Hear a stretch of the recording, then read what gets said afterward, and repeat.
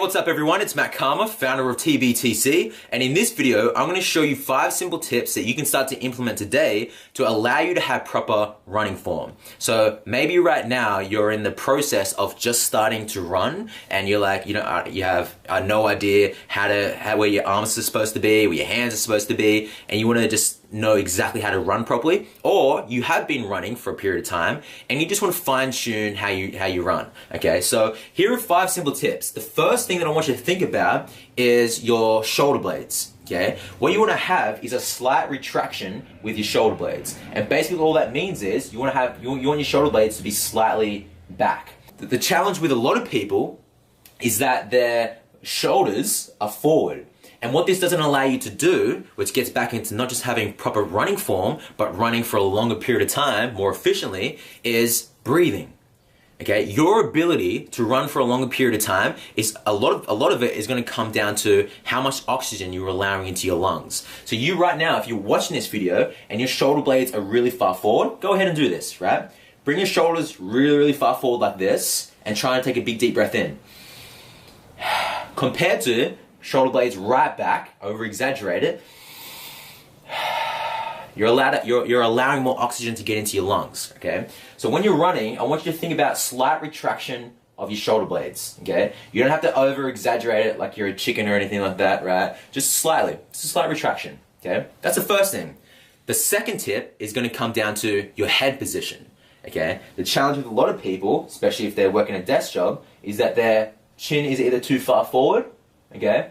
And you don't really see it all the way back usually. It's usually just the head is too far forward. So what I want you to do is, when you are running, imagine that you have like a string attached to your head, okay? String attached to your head, and it's literally someone there pulling you up, okay? So you're keeping a nice straight kind of posture, shoulder blades slightly back, and you're not like this, you're not looking down, you're not looking up, it's just slightly, just looking forward. Yeah, and again, coming down to the airways, allowing oxygen to get into the airways, is if your chin is like this,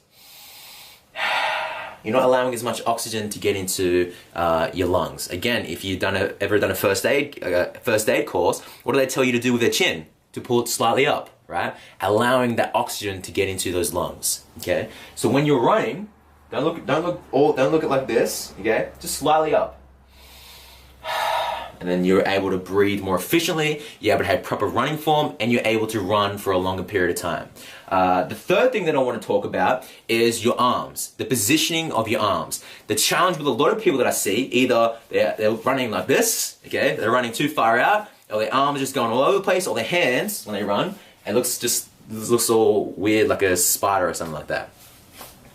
Wrong metaphor, but you get the idea. So where I want you to have your arm positions is just slightly touching your rib cage, okay? You don't want it compressed in, otherwise when you're running, you're gonna get some massive chafe or along your armpits and so on. We don't want that. I've had that, it's terrible. So what you wanna do, just slightly on your rib cage. And when you're running, imagine that you have these 2 doors tucked into your shoulders, right? And you're really trying to keep it in there, because if you touch the doors, then everyone in the universe dies, okay? So you don't want to touch those doorways. So there's a big wall, you're going forward, and you're keeping it nice and tight.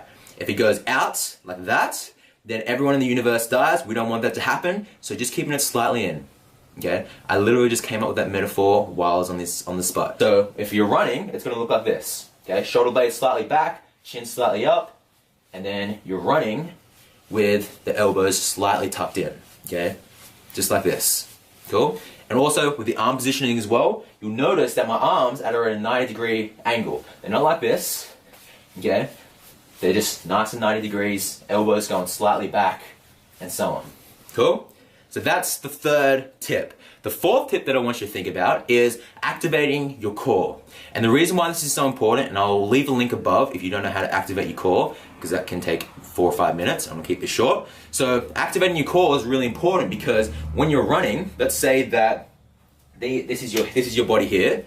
Okay, I'm literally just making this up on the spot. If this is your body here and down below is your hips, when you're running, as you take one step forward, use your 2 legs here, as you take one step forward, if your core is switched off, you'll notice a lot of hip swinging, okay? Going side by side by side by side. And if there's a lot of pressure, which is gonna come down to number 5, if your foot positioning isn't correct, it's going to put a lot of pressure on your back while you're doing hip rotation. Okay, as you have a strong core, you'll notice that there isn't going to be as much hip rotation. There is going to be hip rotation, but not an excessive amount, which won't cause you to have any back problems along the journey if you're running for a longer period of time and running for a long period of your life. Okay, so activating your core will definitely help you with your hip positioning, which will also help you to run for a longer period of time as well, because you're more efficient with your running. You're saving more energy, which allows you to run longer. So what I'll do is I'll leave a link below that teaches you how to activate your core. The fifth tip that I want you to think about,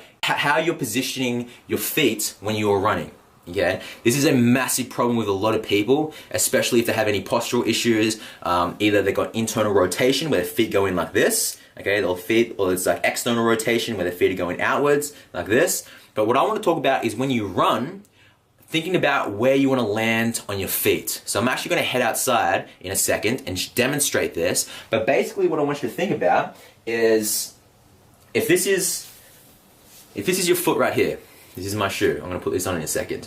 What you want to be landing on, a lot of people think that because they walk like this, boom, boom, and then boom. Okay, they're landing on their heel first. You don't want to be doing that while you're running. When you're running, I want you to land in this position here, pretty much the midfoot. Okay, and I'm going to give you a bonus tip as well with this, because I just thought about this. So it's not actually 5 tips, it's 6. So when you're running, I want you to make sure that you're landing in this position here. Okay, this position here. And which brings into the 6th bonus tip is when I say keeping your shoulder blades back, I also want you to have a forward lean with your body. Just slightly though. Not like this where you're bending over, just slightly. The reason why is because if you're too upright, especially when you're landing on your heels, there's so much pressure going down on your hip because the gravity is going straight down on you, going straight into your hips, which can cause hip problems along the way. When you have a slight forward lean in your body, number one, you're more efficient when you're running because you're allowing gravity to help you when you run, okay? But also it's going to allow you to land in this position here.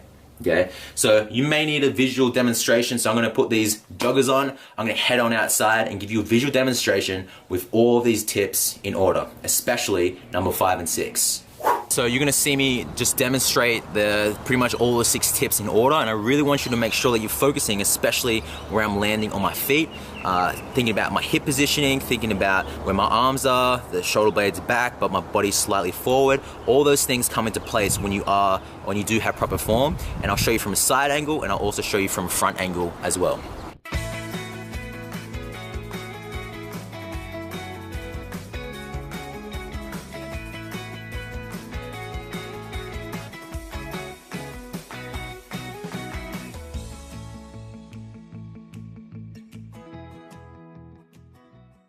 I really hope those tips have helped you. And just another few things, just while I'm on the spot, is also keeping in mind that with your hands, come here, Hades, inside, stay in there. Just another few things that with your hands, you can either keep them straight, if you don't want to look like the Terminator or anything like that, then you can just tuck them in, or you can just have them side by side, keeping your thumbs facing up.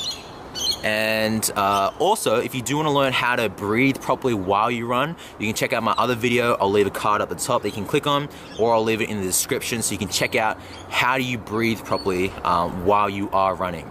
So make sure you go ahead and incorporate this into your next run that you do, and let me know how you go. Make sure you leave a comment below, tell me how you thought about this video, or come back to it when you start to implement this in your next jog, and tell me how it went. I really hope this video has helped you. Please subscribe to this YouTube channel, and until I see you in the next video, remember to love all living things, and most importantly, love thyself.